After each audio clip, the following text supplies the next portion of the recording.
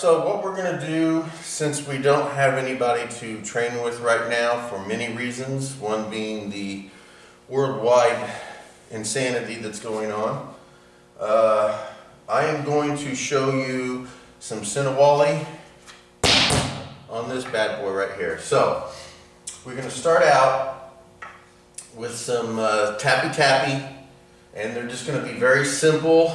We're going to hold them up in like a V here, and what we're just going to do is we're just going to come out and tap back, tap back. Now, footwork. My main footwork that I like to use when I use my stick work and things of that nature is a heel toe footwork, and we will get into all that later. But as far as the footwork goes, we'll deal with the footwork later. Right now I'm just going to show you the basics of the Sinawalli that we're going to use. So we just have one stick in either hand, left and right. And I'm going to use these at somewhat like a 45-degree angle outward, so we get this V type thing. And we're going to hold it like this here. Now I'm just going to come in with the left, woo-tick, woo-tick. Just like I'm striking. Same thing as a strike. Same thing as a strike. Except now I'm using the stick. So, just like so.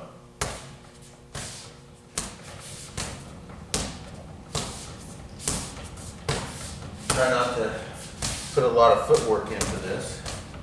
Just like so. Now, once we get comfortable with this, we're going to start with two strikes. So the left one comes out and strikes to the outside of the body, and then it's going to come around and go to the other side of the body and hit. Now we can go different angles. We can go high, low. We can go high, medium. We can go high, high. It doesn't really matter. Practice them all. But right now I'm just going to strike out. And this is a lot like a Yoko Manucci or an angle strike like here. It's like a number 1 from our basic 12. Then we're going to come around the body, strike down low here. So it's here, here, here, here. We're going to do that on both sides. Simple tappy tapping. Then it's going to go here, here, here, here, here, here, here, just like so. We're just going to practice this.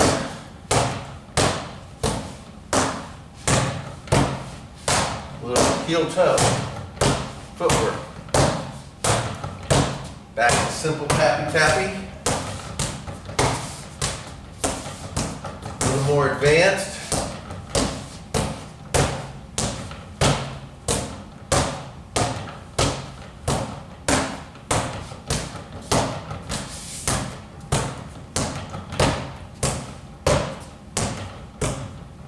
We'll go to medium, high medium,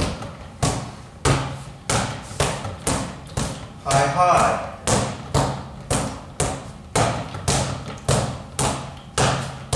There we go.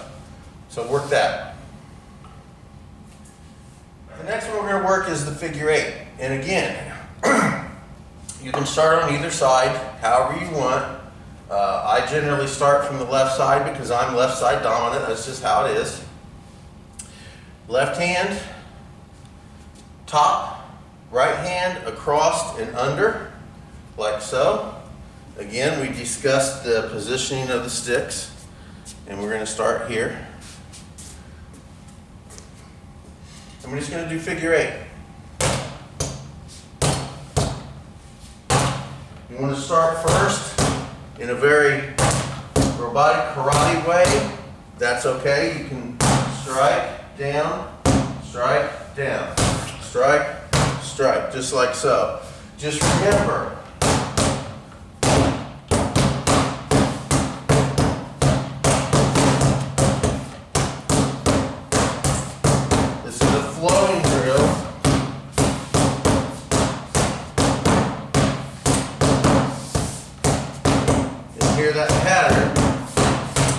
like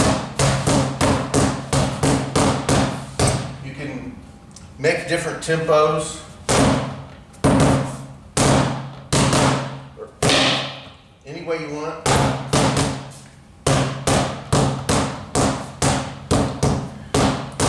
Angle 1, angle 2. Or other side, angle 2, angle 1. Doesn't really matter. So figure 8. Just like so. All right.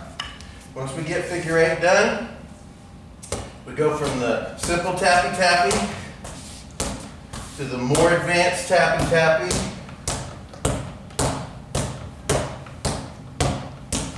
to the figure 8s. Now we're going to go into heaven 6. Heaven 6 is like we did before. It's very simple. Again, I'm going to start on my left side.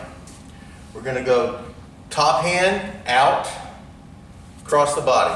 Bottom hand out, across the body. Top hand out, back under. Out, out, out, under. Just like so. Very simple. 3 little simple moves. Top hand goes out and around, like so. Bottom hand follows. Top hand goes back out and hits with a woo tick, back under. So we got lob tick, woo tick, lob tick, woo tick, back under. Just like so. So there we go. Just like so. So we have angles 1, angles 2,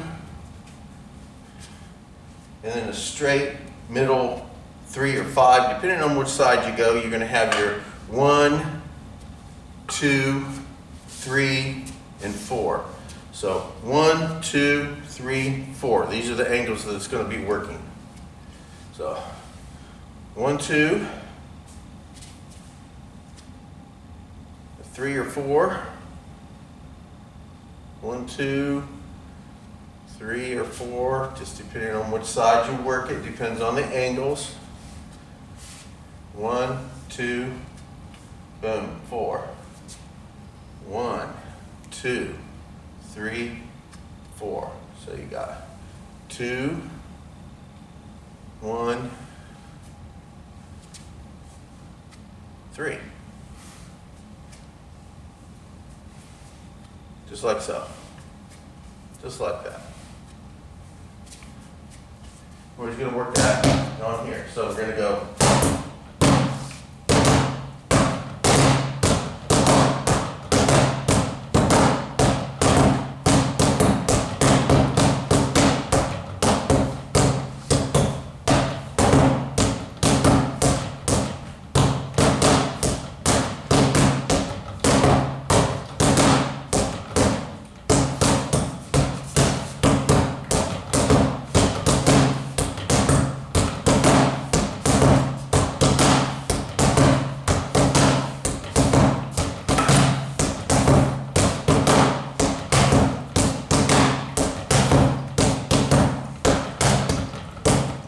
Flows. Boom, boom, boom, boom, boom, boom, boom, boom, boom, boom. Just flows through. All right, so.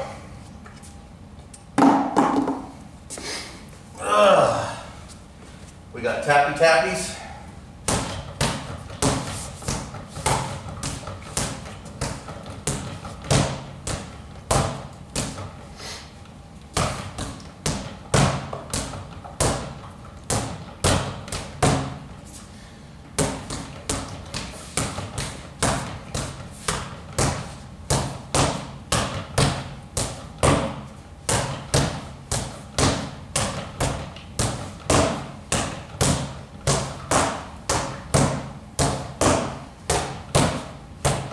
Figure 8s.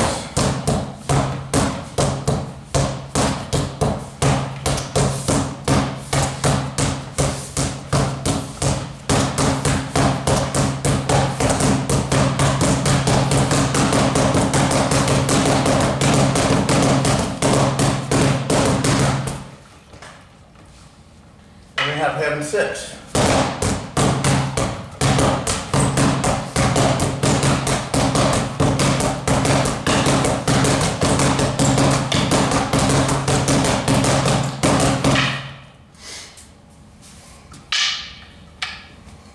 So let's practice some simple tappy-tappy.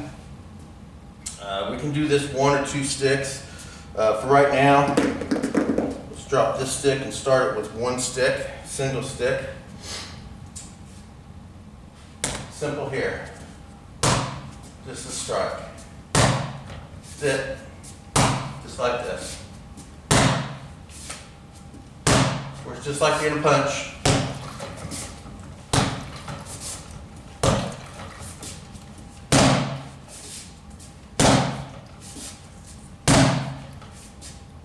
Other side, same thing.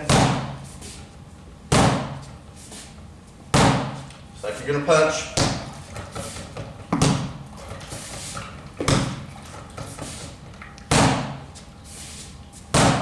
Simple. All right. 2 sticks, same thing.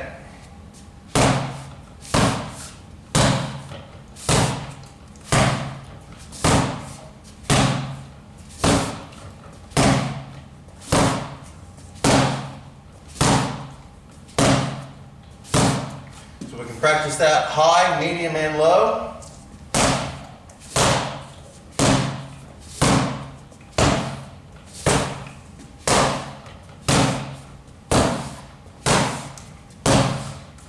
And every variation in between.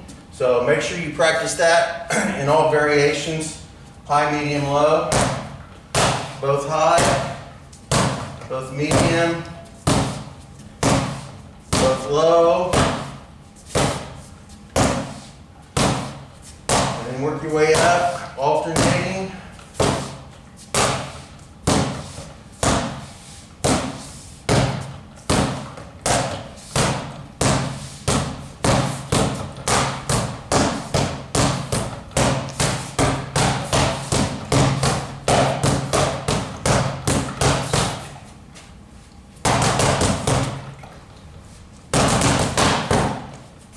And just keep going as slow as you can.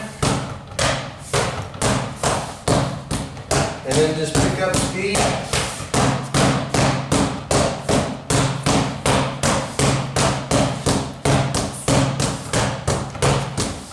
And once you get that, we'll go to the double tappy-tappy.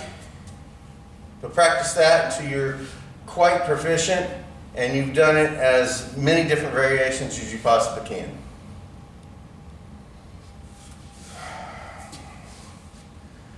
All right, so once you get the single stick tappy-tappy or the 1 strike tappy-tappy, we will move into the double strike tappy-tappy. And it simply works by striking one side of the body, using the same stick coming around, striking the other side of the body. Again, we're going to work a very simple 1 strike, 1 strike, 1 strike, 1 strike. You can keep this high, medium, high, low, however you want, but get proficient at working it one single way. I suggest you start high-low and just keep working it. And then once you get more proficient with just the high-low, then you start interpreting the angles where you go high-medium, medium-high, and just continue until you get through all your variations. You can go high, medium, high, low, medium, high, low, medium. You just keep working that. So you get very proficient. And then we're going to move into triple strikes. So once you get the single strike tappy-tappy, you begin with the double strike tappy-tappy, and then we'll work into the triple strike tappy-tappy, and after that we'll move on to a different version of Sinawalli. Okay, so we have now worked 1 and 2 strike tappy tappies. So now we are going to get into 3 strike tappy tappies. And again, it's all based off of 1 strike. Medium, high, medium, low, and any combination thereof. Then you go into 2. Again, any combination thereof. And now we're going to get into 3 strikes. So we're going to go 1, 2, 3. 1, 2, 3. 1, 2, 3. 1, 2, 3. 1, 2, 3. And just going to work that the same way we did the other tappy tappies.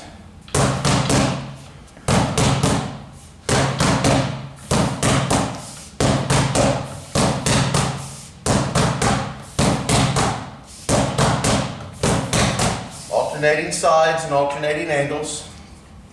So work those tappy tappy. See, we don't have a training partner, and a lot of people aren't going to have training partners, and we can get around that. I sometimes use, I go outdoors and I use trees. I set up sticks and stuff around the house, tie them to posts. I do all sorts of things to train by myself. Tire dummies, I've created tire dummies and all sorts of things. You also have these bags here that people use to punch and everything. You can also use these. These work very well. So what I'm going to do is I'm going to go through the 8 angles of attack, and I'm going to do it on my uke here, and I'm going to show you. Now, as far as the 8 angles of attack go, the way I describe them are not always necessarily the targets that I'm hitting. This is just a way for you to understand the angles that we're using. And again, you're going to have to imagine this as a person here. This bag as a person. So if you have the imagination to see this bag as a person, you can learn from this video. So what we're going to do, again, the head, arms will be out here, shoulders and legs out this way, all right? So to learn the angles, as I said before, it doesn't necessarily mean these are the actual attacks that we're going to use, but I'm going to describe the body in a manner with these angles that you can pick up on. So angle number 1, and again, I'm coming off of my left side from my left stick. So angle number 1 is going to be on their right side. So we would have this opponent, the uke here, sitting like this. So his right side, his or her right side, would be on the same side as my left side. So we are going to go from the shoulder down to the hip, like so. Now that doesn't mean when we strike this angle number 1, we're always striking from the shoulder to the hip. It does not have anything to do with body positioning. It has to do all with the angles that we are going. A right shoulder to left hip, direct line, is a very good angle for you to get this working so you can understand where we're going. This could also go to the side of the head and strike to the side of the head. Same angle. It could go down to the kneecap and strike in the kneecap. Same angle. But for the ability for you to understand and to get these angles, we're going to use certain body parts. So shoulder to hip. 1. Number 2 comes back on the other side, shoulder to hip. So shoulder to hip, shoulder to hip. Now, from the left side, we're going to go straight across the body from the waist, like so. Straight across. Number 4 comes straight back on that same line. Number 5, I'm just going to jab straight into the belly, like I'm going to hit your belly button. Boom, just like so. Now, again, this could go to the face. This could go to the groin. This could go to your kneecap. This could go any position. It could go to your elbow. It doesn't really matter where you're striking. It's this angle, the straight in angle that we're talking about here. So we got 1, 2, 3, 4, 5. Number 6 pulls back to the opposite side of the body and this one's going to strike to the face. 1, 2, 3, 4, 5, 6. Number 7, we're going to go from their left side hip up to their right side shoulder, like so. Number 8 comes up the opposite hip to shoulder. So we got 1, 2, 3, 4, 5, 6, 7, 8. 9 comes back down, shoulder to hip. 10, other side, shoulder to hip. 11 goes straight up the body, groin, nose right up. Boom. And number 12 comes straight down. Head, nose, belly button, groin. All right, so here you go. You got 1, 2, 3, 4, 5, 6, 7, 8, 9, 10, 11, 12. There's your basic 12 and the 8 angles. I was doing the 8 angles of attack and I went straight to the basic 12, didn't I? So there's your basic 12. So let's do this one more time. 1, 2, 3, 4, 5, 6, 7, 8, 9, 10, 11, 12, like so. Now, all of these angles derive from the 8 basic angles of attack. All right? So you have 8 angles of attack. Again, I start off on my left side. All of my numbering systems, all of my references generally start as I am holding the stick in my left hand. If you want to reverse it, reverse it. If you want to create something completely new, create something completely new. This is how my reference points work. So if you're looking at a clock, so we have 9 o'clock here. We have around 10 or 11, in between 10 and 11 here. We have 12 o'clock here. We're going to have a in between 1 and 2 here, a 3 here. We're going to have like in between a 4 and a 5 here. We're going to have a 6 right here, and we're going to have in between a 7 and an 8 right here, as far as your time goes. So these are going to be the 8 angles of attack. Number 1, we just come straight through here like a 9 o'clock, straight across. Okay? Boom. Number 2 angle is this 45-degree angle right here. So we'll come over here so you can see better here. So the 8 angles, we go, 1 goes straight across here, this direction. Number 2 is here. Number 3, straight down. Number 4, on the opposite side of the body at this angle. Number 5, straight across. Number 6 goes straight up. I'm sorry, at a 45-degree angle. Number 6 is a 45-degree angle this way. Number 7 goes straight up. And number 8 is a 45-degree angle on the other side, going up at an angle like that. So those are the 8 angles. You have angle 1, angle 2, angle 3, angle 4, angle 5, angle 6, angle 7, and angle 8, just like so. So you have an asterisk on the human body. So the asterisk is a very, very important symbol that we use in my system. It works in multiple dimensions. You can place it on the floor, and it works as a base for just moving this direction, this direction, this direction, and you can use these angles. So you have angle 1, which would be straight across here, going this way.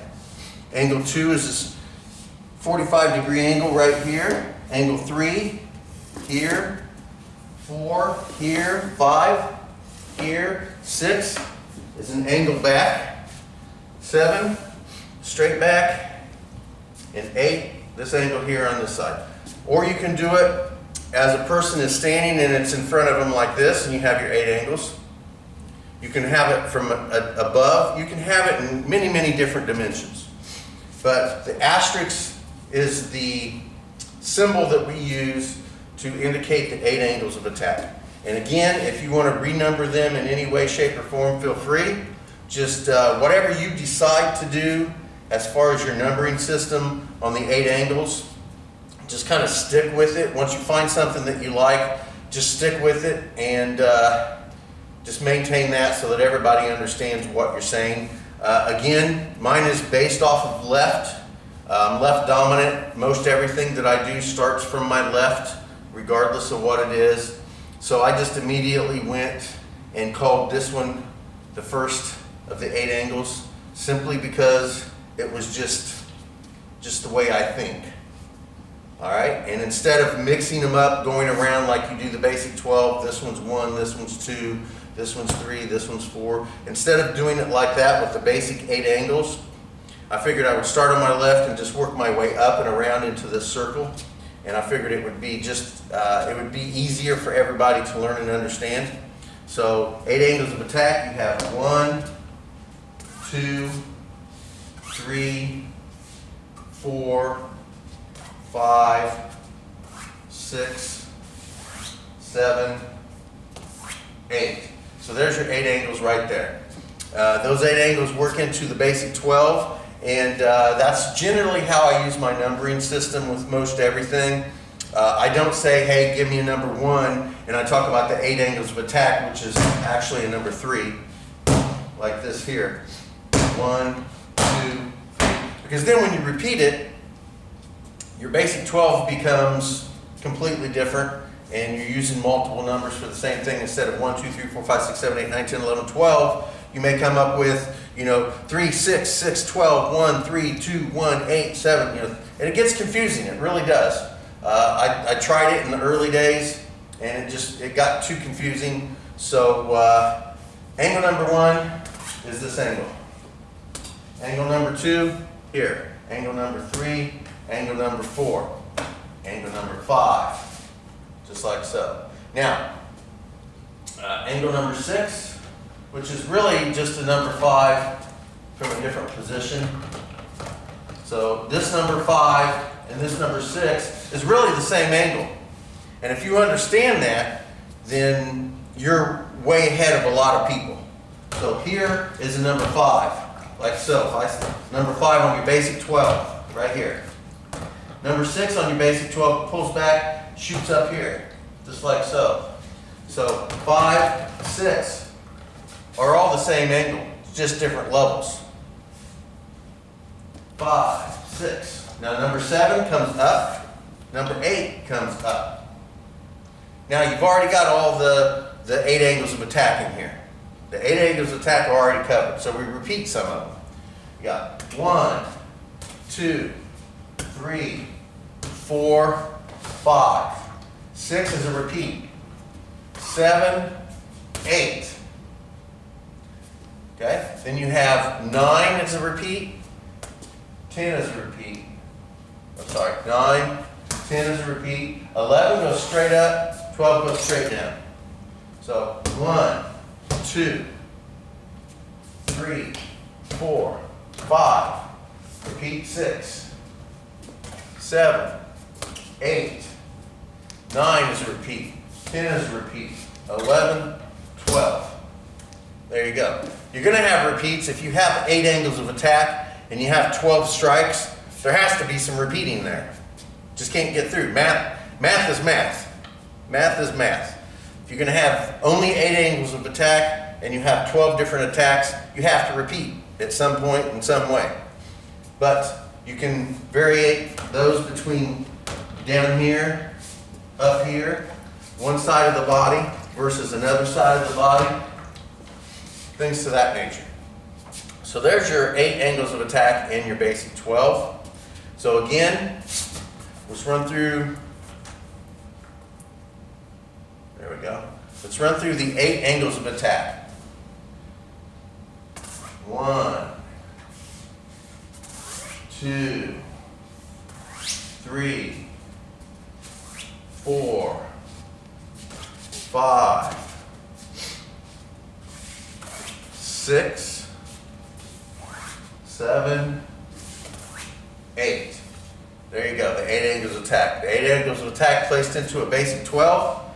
1, 2, 3, 4, 5, 6, 7, 8, 9, 10, 11, 12. Right there. Now, when we practice these, a lot of times we get over exaggerated, and I'm way out here, and I strike out, extending. So I have 1, 2, you'll find people do this. 1, 2, 3, 4. See how exaggerated and wide those are. When you're learning, and you're learning these angles, it's not a good thing that you get so exaggerated, but it does happen. And if that's what it takes to learn the angles, there's nothing wrong with it. It's going to create issues later on when you start confining yourself. You should be able to do all these techniques. We used to say phone booth. You have to be able to do all these techniques in a phone booth with your uke, with your opponent. You have to be able to do these in a phone booth. Now, a lot of people don't know what a phone booth is anymore. There's a lot of people out there that's never even seen a phone booth.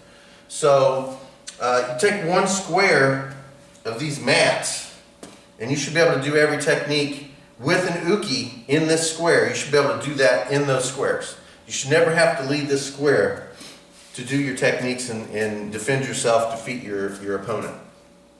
So, when you're out here doing these wide angles, okay, it's not wrong. There's no such thing as wrong.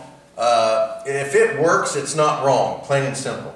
So, if it works for you, it is not wrong. No matter what anybody says, with my personal opinion, it is not wrong. If it works, then it works, plain and simple. It may not be right for someone else. It may not be exactly efficient and perfected for you, but it's not wrong. So anyway, if you get wide, and you notice you're getting wide, and it happens to everybody, just start shortening things up. So you should be able to be in here 1, 2, 3, 4, 5, 6, 7, 8, 9, 10, 11, 12. Right there. You can still do these techniques even with a stick. Even with this stick. And this stick is about, I don't know, around 23 inches long. And I can still stand nose to nose to my uke and still do this right here. Nose to nose. Like literally nose to nose. And I can still 1, 2, 3, 4, 5, 6, 7, 8, 9, 10, 11, 12. Plain and simple. So, now, I'm not saying that that's something that everybody has to do, but I'm saying that you can get proficient enough to do that. So there's your 8 angles of attack and your basic 12. Right, so we just discussed the 8 angles of attack and the basic 12, and I went through them on my uke here. I hope that it was videoed. May not have actually videoed that entire thing, but regardless. So when you're doing these 8 angles of attack and basic 12, so real quick, I'm going to run through the 8 angles of attack with you again on my uke here, and then we'll run through the basic 12 real quick. And we used to say that you should be able to do these techniques in a phone booth. Now, a lot of people out there don't know what phone booths are now, so just take one square of mat, and you should be able to do all these techniques in that square with the uke in there with you. So anyway, the 8 angles of attack, we've gone through the 8 angles of attack a lot. It's very, very important that everyone understands the angles that we're working and how this works. So we have 1, we have 2, 3, 4, 5, 6, 7, 8. So basically, and I work everything off of my left hand. It's just how I do it. Left hand across the body at the waist, 1. And we're working off of a clock system here. Number 2 is a 45-degree angle on the left side down. Number 3 is straight down from the head. Number 4 is off of the far side or the right side, 45-degree angle. So 1, 2, 3, 4, 5, 6, 7, and then 8. So there's your 8 angles of attack. Your basic 12 are just simply a combination of those 8 angles in a format of 12 movements. And then once we get the basic 12 and the 8 angles of attack down, and you're very proficient with them, then we start working Sinawalli. Sinawalli is, it means to weave, and it is single stick or double stick techniques, or I don't want to use the word forms, but they are prearranged angles that feed your uke so that they can feed you, and it is very prearranged. So tappy tappy, single tappy tappy, as we worked before, is just one strike, one side of the body, just like so. And again, different levels. And we can work these levels in variations. While one does a high, another one can go medium, then back to low, or low, high, medium. Just whatever different arrangements that you can come up with to vary these. And then once we get one single strike tappy tappy, we work into 2 strike tappy tappy. So we work one side of the body and other side of the body with the same stick.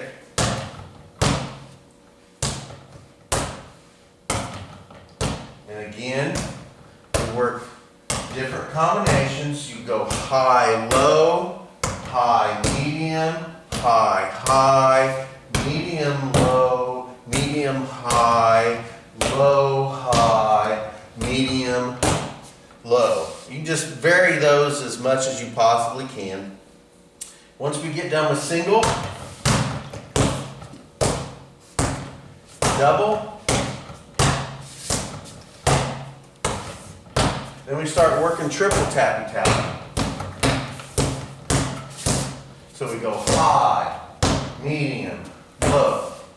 Or we can go low, high, medium. But we switch sides of the bodies. High, high, high. And it all varies.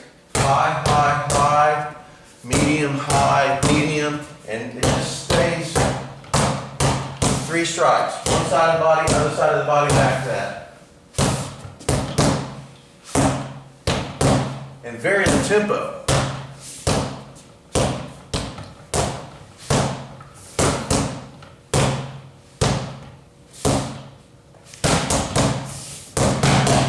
Just like so. And all those vary. So there's your simple single, double, and triple tappy tappies. And once we get proficient and comfortable in those, we move to figure 8s. And again, figure 8 is also what I like to call follow the leader.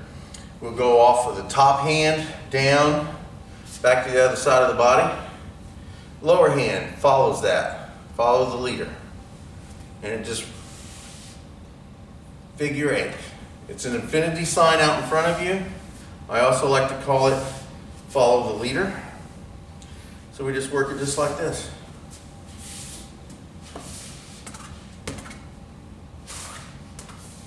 Just like so. Always flowing, not a karate strike, strike, strike, strike, flow, flow, flow, flow, constant flow, just like so. Once we get that, we work into heaven 6. Heaven 6, again, top hand strikes out at that 45, the Yoko Men. and goes to the other side of the body, just like so. Bottom hand follows. So, now top hand strikes out at this vertical 3 or 5 and pulls back in and goes under. So now you're on the other side of the body, and it just repeats. Angle, angle, strike out, under. Just like so. Boom, heaven 6. Now, again, vary the angle, or I'm sorry, vary the level that you use these at. You can go up, up, low, just like so.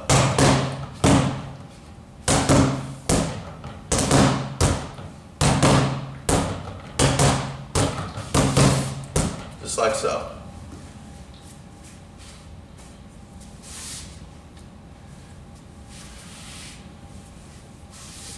Boom.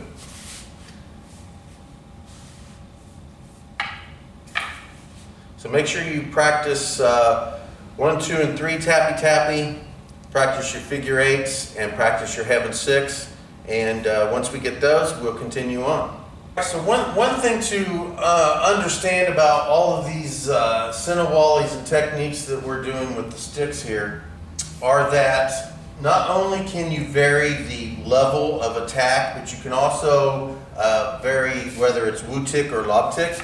And again, levels of attack are very simple and basic. You have your upper, your middle, and your lower.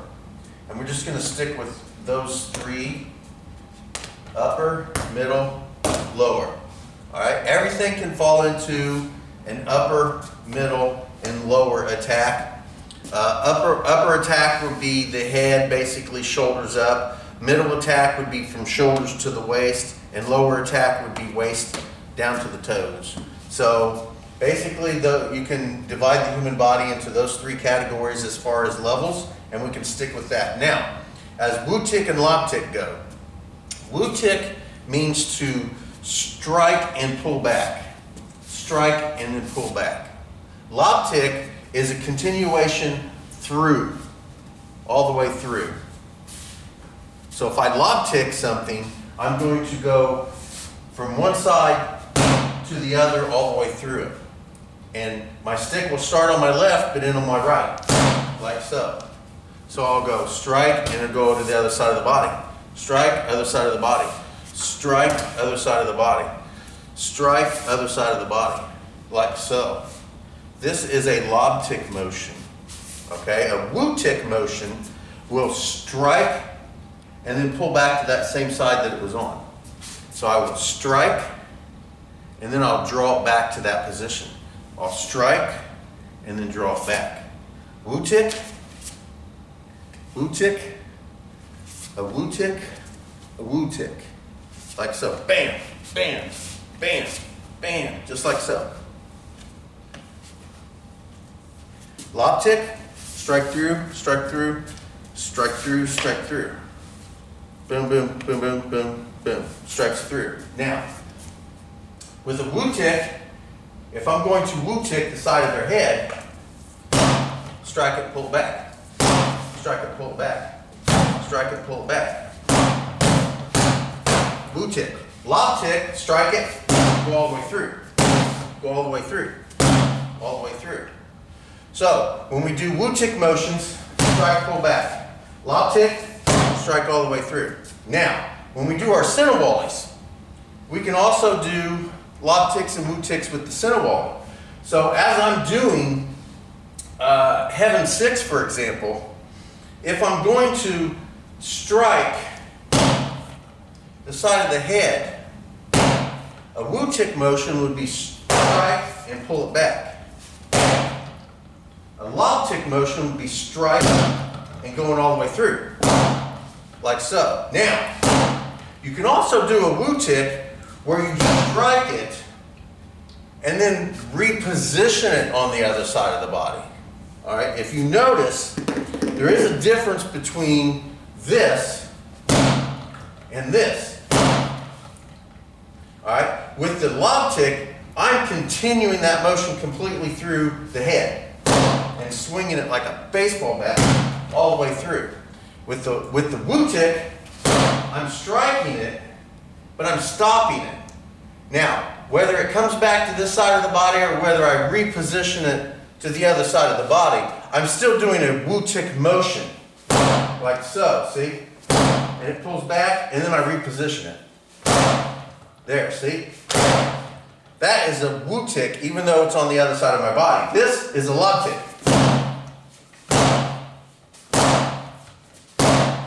Lob tick, Wu tick. So keep in mind that there's different variations that you can do with lob ticks and Wu ticks as well. And this changes up the variations that you can do the heaven six with. So when I work heaven six, I can go strike with Wu ticks and then reposition.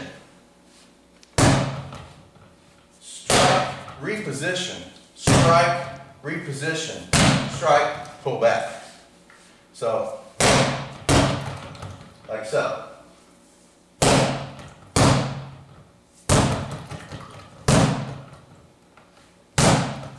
Wu tick, still a Wu tick, Wu tick, still a Wu tick, boom. Lob ticks. That last one was a Wu tick, but it's designed to be. Lob tick, Wu tick. Lob tick, Wu tick. Wu tick, Wu tick, Wu tick. The same techniques, same angles. It's just difference between whether I strike and stop the attack here or whether I continue the attack all the way through. Wu tick, lob tick, Wu tick, Wu tick, lob tick, still a Wu tick, strike it, then I can reposition it over here after. Stop the attack, pull it back, the other side of the body.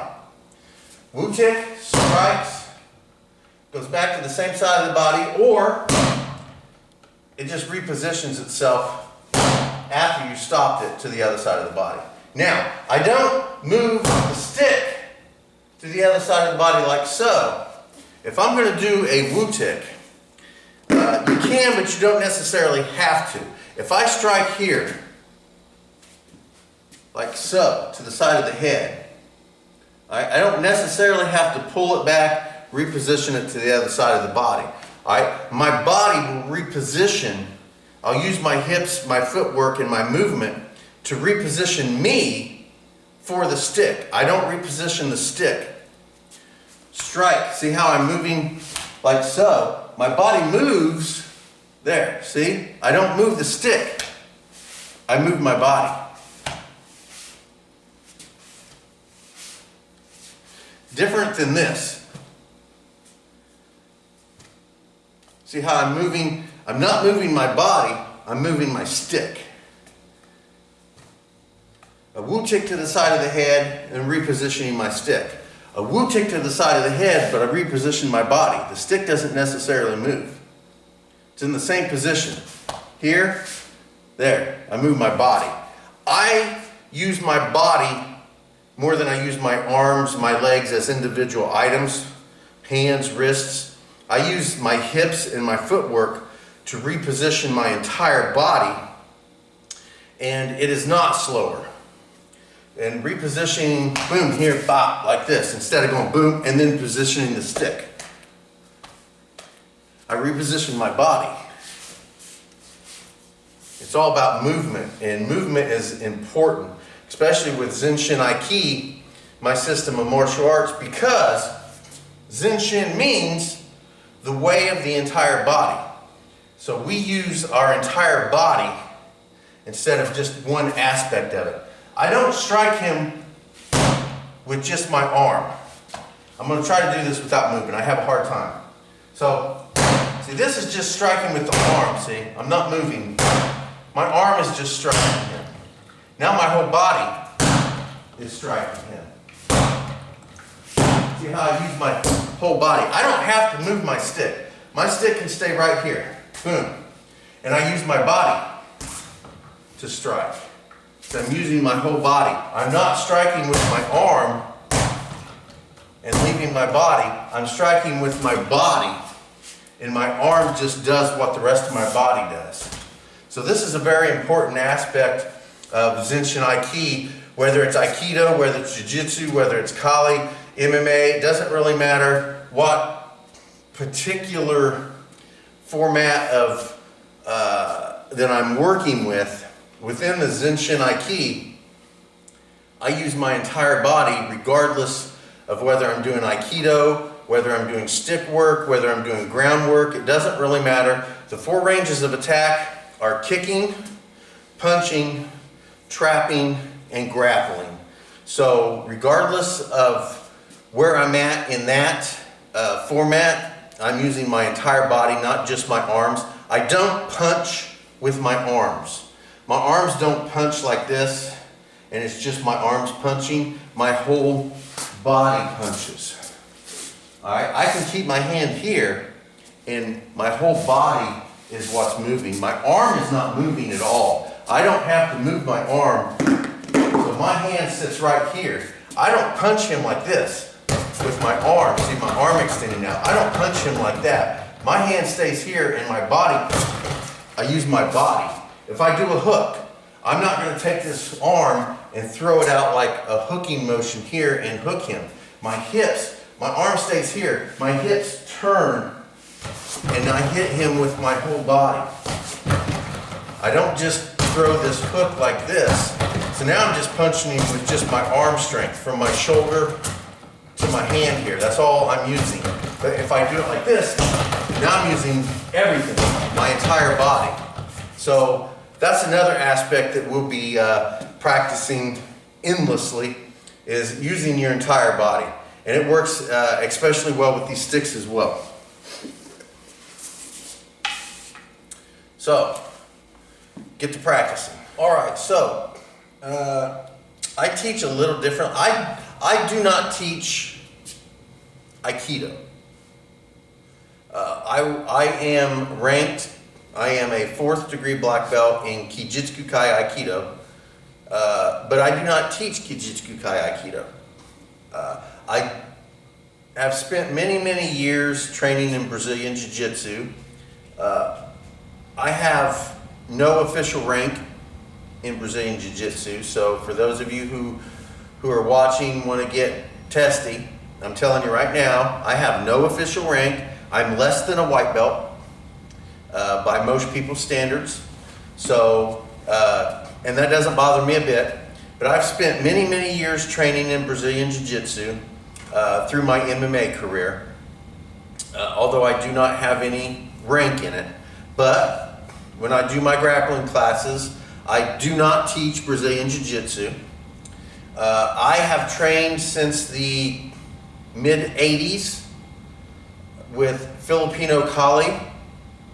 And again, I do not teach Filipino Kali. I am not ranked in Filipino Kali, just as I am not ranked in Brazilian Jiu-Jitsu. I have no rank or stature whatsoever in any Kali organization or classes. But what I do teach is my particular interpretations and aspects of what I have learned, and what I have learned works for me. So we'll leave it at that. So Heaven 6 is angle, vertical, pull back, like so. It's high. It's high, hence heaven. Now, there is a Sinawalli called Heaven and Earth, which is exactly the same thing as Heaven 6, except this mid-range or even high. You can strike Heaven 6 like this, it's high. High. And all the angles are this 45 degree. Here, here. Just like so. You can go here. You can go here, here, here. So it's all this angle here at this 2 and 4, 1 and 2. I'm sorry, this 1 and 2 here. It can, all the angles can strike here. Now, that's heaven 6. Angle, angle, angle. This is also heaven 6. Angle, angle, vertical. This, to me, is also heaven 6. Angle, angle, low, angle down. Now, in a lot of traditional Kali Eskrima Arnis, we'll teach this as heaven and earth, which indicates up, up, and then a low, down, heaven and earth. So it'll be striking, striking, and then striking down and pulling back. So striking, striking, striking down and pulling back. All right, that's also considered heaven and earth, Sinawalli. Now you can interpret that as heaven and earth simply because you're going up, up, down, up, up, down, if you want. You can also consider this just heaven 6, different variation. You go this angle, you got this angle, and then you got straight in here and pull back. That's still heaven 6 to me. So you can go up, up, up, up, middle, pull back. You can go up, up, up, pull back. So your here is up, up, up, pull back. Still heaven 6 to me. Up, up, down, pull back. Up, up, down, pull back. I can still consider this heaven 6. It is called heaven and earth, but it just doesn't really matter to me because of the angles are the same for the most part, and the levels are just changed. That's all. Upper, middle, lower. So you can have an upper heaven 6. You can have a middle heaven 6. And you can have a lower heaven 6. Or you can call that heaven and earth. It's just entirely up to you. So we go up, up, up, back. Up, up, up, back. Heaven 6. We can go up, up, middle, pull back. Up, up, middle, pull back. Heaven 6 to me. Up, up, down, pull back. Up, up, down, pull back. I can still consider that heaven 6, or you can call it heaven and earth. It's just entirely up to you and your preference. So we have 1, 2, and 3 tappy-tappies, figure 8s, heaven 6, and heaven and earth. So let's practice those. Another thing you can play with is adding a little bit to heaven 6, and it becomes heaven 10, or any other thing like this. So what we're going to do is with heaven 6, it's an upward strike and an angle. So we're using angles 1 and 2. These V's are really the angles that we're using. This X here, we're going to use the top, this angle, this angle. Now, I do tend to like to add this upward, come down, this upward, come down. I like to add this vertical for my heaven 6. But it also works with this upward angle. Upward angle, upward angle, upward angle, pull back. Upward angle, upward angle, upward angle, pull back and under. So, crossed, across, and under. So that's heaven 6. Okay? Now, a heaven 10 is the exact same thing, except when I strike, I pull it back to the same side, strike again, pull it back, then I strike through, strike out. So we got 1,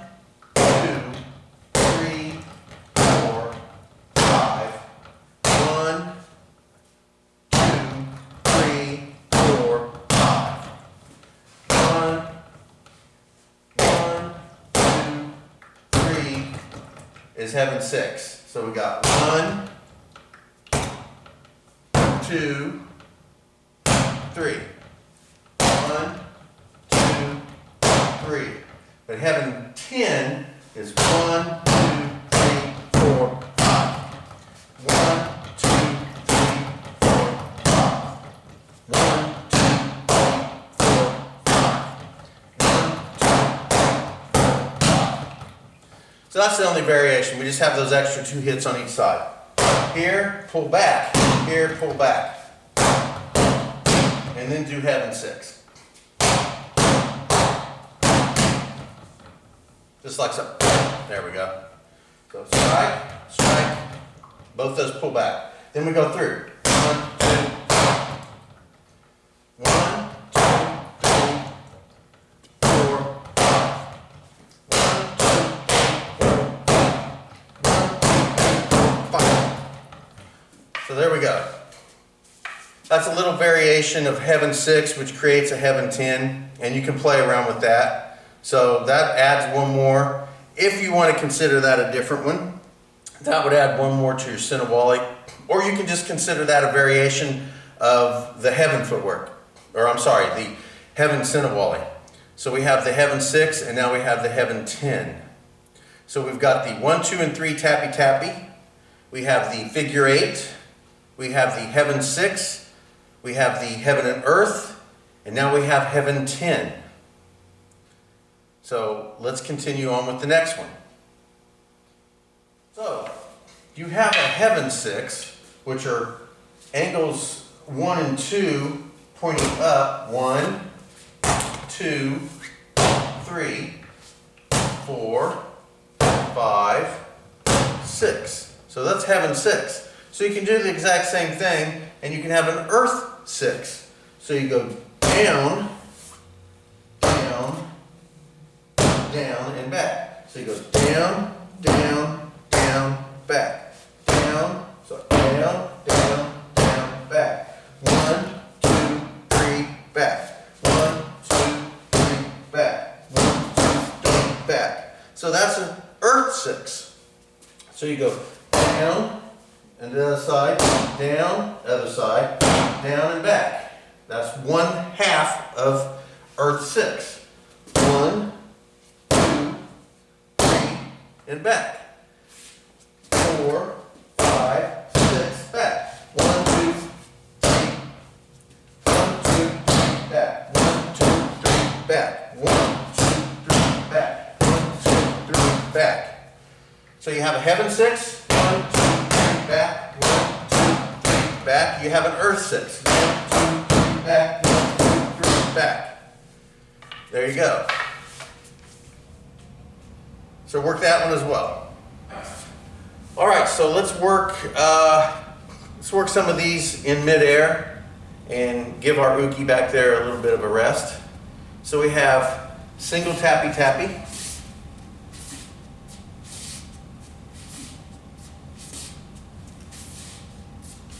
Double.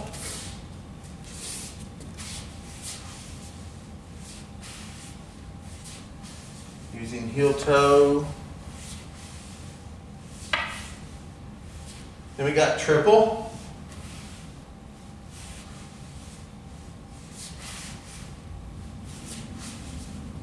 Just like so.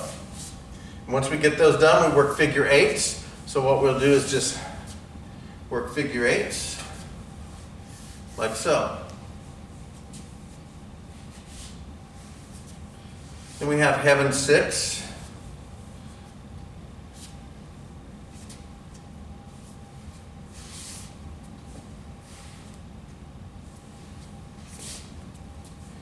Again, you can work this with a upper, upper, upper, upper, upper, upper, or you can work it middle, upper, upper, middle strike, upper, upper, middle strike.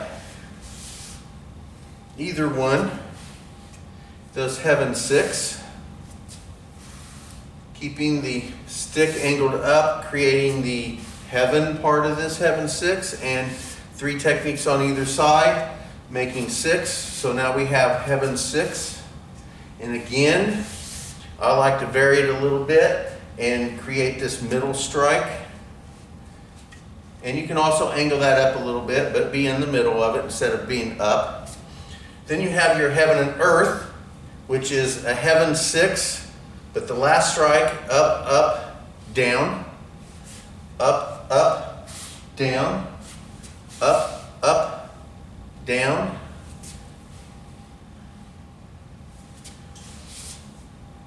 Like so. And again, it can be low. It can also be angled downward, but be in the middle. So you can go up, up, angle the stick down, but still be in the middle of the body. So you can go up, up. The stick is pointed down, but I'm hitting in the middle of the body. You can go up, up. The stick will be hanging down, but I can hit the top of the body. Still heaven and earth.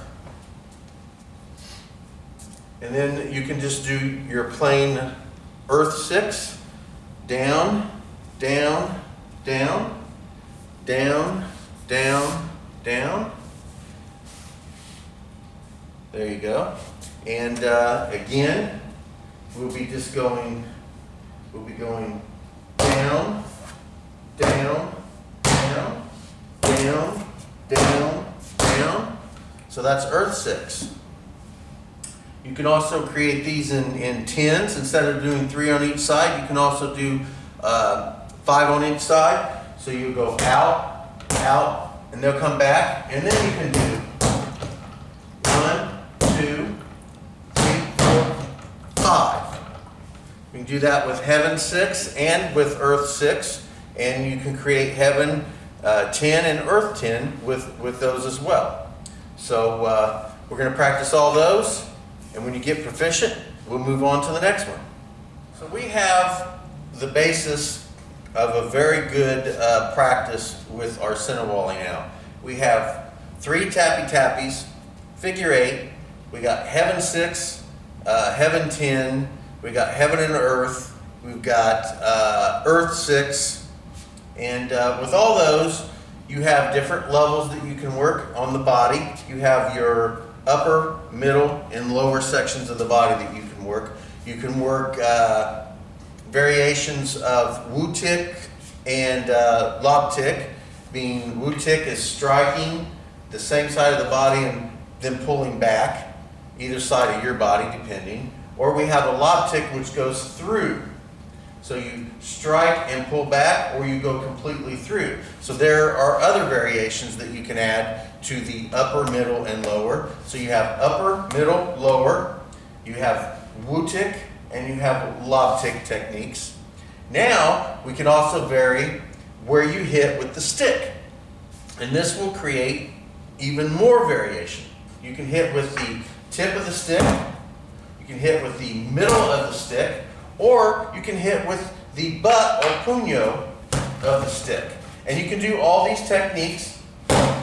1, 1, 1, just like that.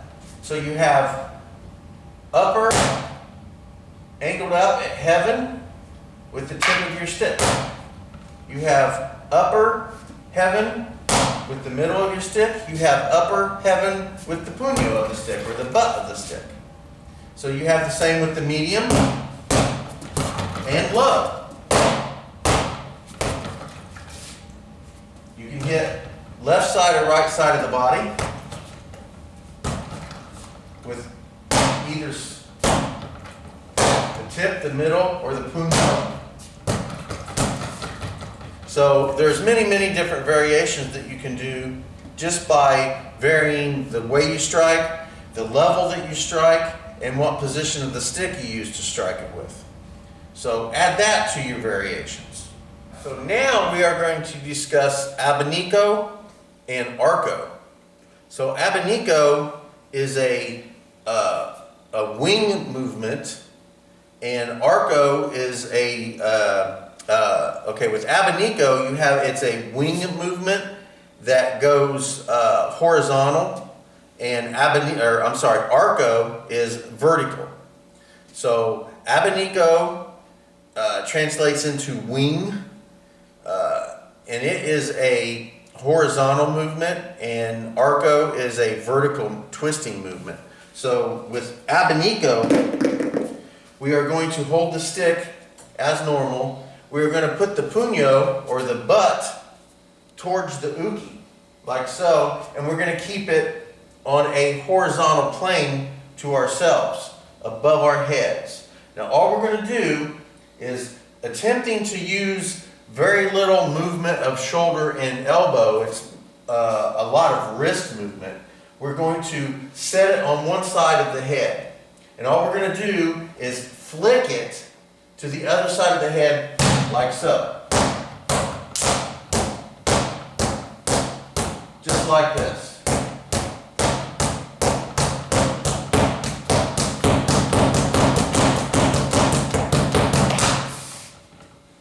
That's arco, or I'm sorry, that's abanico.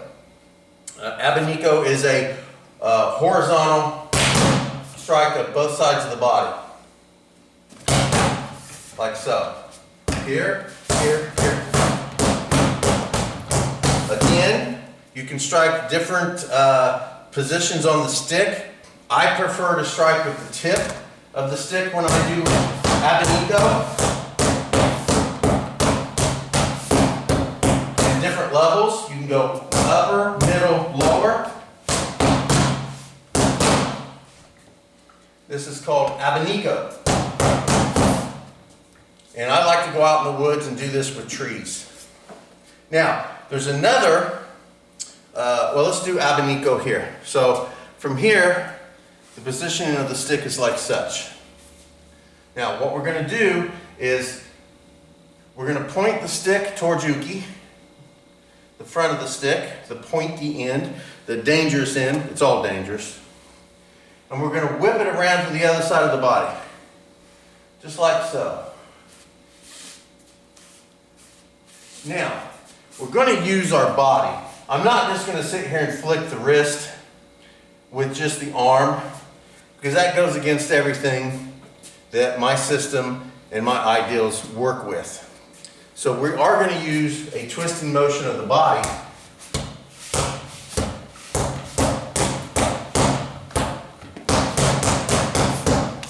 Like so.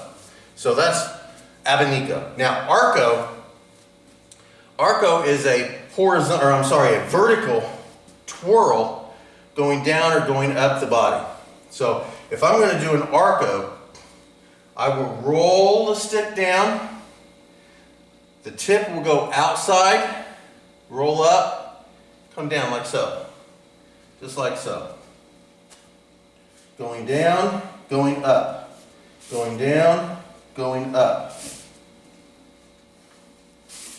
This is arco.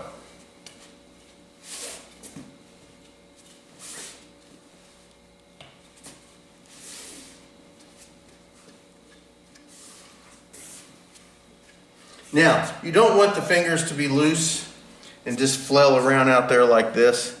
You want a decent grip. I don't want a death grip on this, because if you hold it too tight, it's a lot easier to be disarmed. But I want a decent grip on this, and when I roll it, I do not want to do this, like this. Okay, this is just going to get the stick knocked out of your hands. It is not, I don't think it's productive training when you learn to do it like this, because all somebody has to do is hit the stick and away it goes. There, boom, boom, boom, boom, there.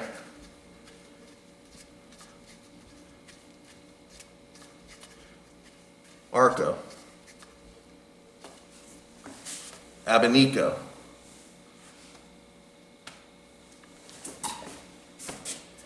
So there's arco and abanico. Practice that. When we practice abanico, there's different variations, different ways you can do this. Well, a tree, a pad of some sort, a standing punching bag of some sort. But if you can just have a training partner, just grab the stick with both hands and hold it like so, and then they can, the person that's doing the training can come up and hit the stick like so. You can do it out in the woods with a tree. You can do it with punching bags. You can do it with anything that you can find. But if you have a training partner, just have them stand there with the stick. And then you hit the stick. Now with arco, you can just do that in air. Boom. Arco, abanico. Arco, abanico. Abanico, arco, arco, abanico. And remember, when you do this, make sure you do it on both sides, left and right. I am proficient in both sides. Now I will say my dominant hand is absolutely my left hand. There's absolutely nothing to be said about that. It's true.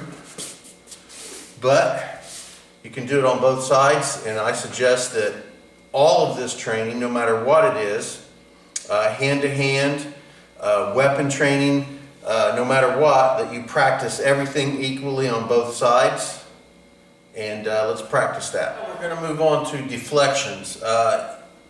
We do not block anything, whether I am doing my stick work, whether I'm doing my ground work, whether I'm doing my Aiki, my Jiu-Jitsu. It doesn't matter what I train or where it originated and where I picked it up. We do not block in Zenshin Aiki. Blocks do not work from my point of view, and even if they did, they cause you more damage or just as much damage as the person you're defending yourself against. And with blocking, generally the stronger person wins, and there's always damage on both sides. Blocking is not, in my opinion, an adequate defense. You can look at any real street fight, look at any mixed martial arts fight, you can look at any tournament fighting, you can look at pretty much any kind of combat sport or realistic combat, and you never see anybody blocking anything. There's no such thing as blocking in real life. You don't do middle blocks, they don't have these, you don't do low blocks, you don't do high blocks. You'll never see anybody do that stuff for real in a real life situation or in a competition. Doesn't work. Watch as many karate tournaments as you want, and you still will not find somebody blocking like that. Now, when it comes to deflections, I do many different types of deflections. I have a pat, which I enjoy a lot, my pats, and I have 3 and 4 count deflections, and I use those a lot. And there's a couple, I have a couple stick work deflections that I use, and on occasion you will hear me say block, but anytime you hear me say block, I do not physically and actually mean a block. It is actually a deflection. So just to get that out. So we're going to work 2 different forms of deflections that I have learned from the Filipino Kali style that I trained with for many, many years. You have a roof block, which is not a block, it's a deflection. So I should say a roof deflection. But I was trained, when I was training back in the early 80s, they called it a block. And it just kind of stuck with me, it's in my head. And for some reason, with the roof and the wing versions, I still tend to say block even when I mean deflection. So if I say block, ignore that, I mean deflection. So we're going to do a roof deflection. I have to think about it when I say deflection. And basically what it's going to be, and let's see if I can't do a little balancing act here. Let's just suppose that we have a angle here coming straight down, like in the 8 angles of attack, this would be number 3 coming straight down, right? So let's just suppose that I have somebody who's striking straight down like so on my head, or shoulder area, coming at this straight angle down. Now, if I'm going to do a roof block, and it's a roof block because it looks like the angle of a roof, like so. Now I have a checking hand here, which I also use my whole body, so I'm using my arm as a protection here to help support, and my checking hand comes out to help deflect and stop movement from hitting me. So it goes like this. Now, when we look at the sword stuff that we work, when we do boken, sono ich, and sono ni in the Aiki, you also see this here. Okay? Now, since this is a two-handed weapon, you see it like this. But it's the exact same thing as this. It's just now I have both hands on the weapon. But as you see, when I roll this sword up to roof deflect, I don't leave it sitting out here like this. So when it gets hit, it slams into my body and then injures me. What happens is, as I roof deflect it up, I lay this on my upper arm near my shoulder so that it helps take the blunt of the attack that comes down and slices and then goes away. Now, the same thing happens with the stick. Just so happens the stick is a single-handed weapon, so I have this free hand here. Now, this is the uke, and here's where his hand is, here's his face, and he's coming down in a strike like so, right? Now, since his hand is going to be here, I'm going to roof deflect this, and then I will reach in and hopefully get a hold of his hand. It may not happen. Get a hold of his arm, his elbow. I'll touch him in some manner, like so. So this here is a roof deflection, like so. Here. Now, if I have it in my right hand, it'll be off my left side, like so. Okay? Now, in karate, you see a lot of this. Now, people tend to think this is an upper block like this, right? It is not necessarily that. You could have a weapon here and it's deflecting. So you have a lot of this in martial arts, and people don't necessarily understand exactly what they're doing all of the time, but there are interpretations of everything. So when I see someone in karate doing this, okay, the first thing I think of is this roof deflection type thing here, right here. Now, this is not necessarily this upper block like people claim that you're doing an upper block, right? It's this. So you're really deflecting from with a weapon. Now this hand here comes out and can grip and do all other sorts of wondrous things. But you have your roof deflection like so. Now you also have a wing deflection. Now, roof deflection will take the weapon to the opposite side of the body, like so, here. Okay? Now a wing will keep it on the same side and it'll roll out like this. Here. Now, again, you see martial artists and karate trainers and practitioners do this a lot, right? And you can say, okay, well, this is like an uppercut, maybe, like so. And this hand here is blocking maybe a knee that comes in.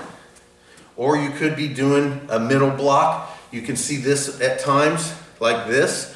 And in my kids' karate class, I have a form that does this, like so. Now this can also be from the 3-count deflection, like so. But it also can be working as a wing deflection. Here. So you have a weapon in your hand and you are wing deflecting it away. And this hand is here to check. Sometimes it can go here, you know, you'll find it sitting here, but it can come out here like this. So this is also a wing deflection. Doesn't have to be a middle block. There's really no such thing as a middle block. You're never going to see somebody middle block something like this. It's a wing deflection, amongst many, many other things. It can be countless things depending on what you see. But for this interpretation, you see the wing block right here. Now, what happens is, and the weapon has to be more at this level. So you come in and you're here. So it's shooting in at a number 5. And when you're doing the strike here with the basic 12, you have this number 5 which goes straight in like so. See? Just like this.